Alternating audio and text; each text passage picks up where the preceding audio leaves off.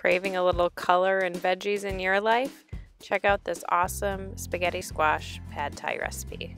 The ingredient preparation is key for any pad thai dish. Get everything ready and assembled ahead of time before we actually start cooking. During the winter, you can get a great deal on spaghetti squash.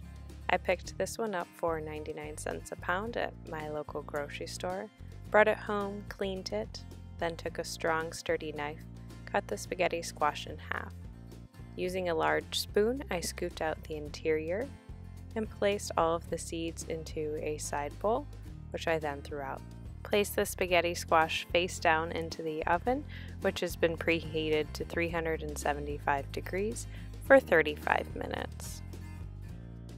The sauce differentiates pad thai from other similar dishes. Into a bowl, you'll add a 1/4 cup of brown sugar, a 1/4 cup of soy sauce, 2 tablespoons rice vinegar, 1 tablespoon fish sauce, and a healthy sprinkling of red pepper flakes. You'll whisk everything together and set to the side as you prepare the additional ingredients. To add additional flavor and complexity to the meal, in a new bowl, add 1 teaspoon sesame oil and crack 3 eggs. Whisk to combine all with one another, then set aside until you're ready to add to the pan. Garlic adds a great deal of depth and flavor to any meal. It's easy to make at home by peeling off a garlic clove and using a garlic press to mince it. You can also buy pre-minced garlic at the stove, often sold along with olive oil. Orange carrots add a great deal of texture and color. Here I like to cut up my carrots into slivers to make them a nice crunchy texture. You can also consider using a cheese grater and cutting the carrots into smaller slivers. The purple cabbage should be cut as finely as possible in order to not get a huge chunk of cabbage as you're biting into your meal. Cut the root off of the green onion and discard, then finally dice the green onion, cutting at an angle on the green stem to offer a designer looking cut.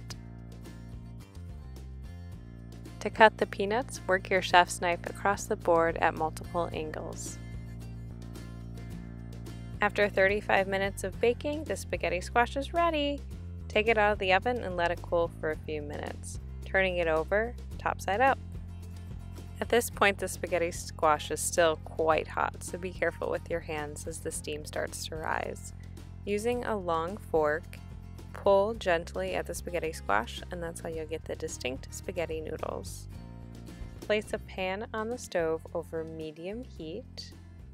To it, add 1 tablespoon of oil. Could be vegetable, canola, whatever your favorite is. To the heated pan of oil, we'll start adding all of those vegetables that were prepped earlier. We'll start off with the cup of carrots, then add 2 tablespoons of the minced garlic, and stir to combine, coating in that oil. Now we'll add the sesame oil and the egg mixture. And you want to make sure that you watch the heat on this, as you don't want it to stick to your pan. You could also use a non-stick pan as another option. To this we'll add the 1 cup of bean sprouts, the green onions, and we'll dump in our spaghetti squash.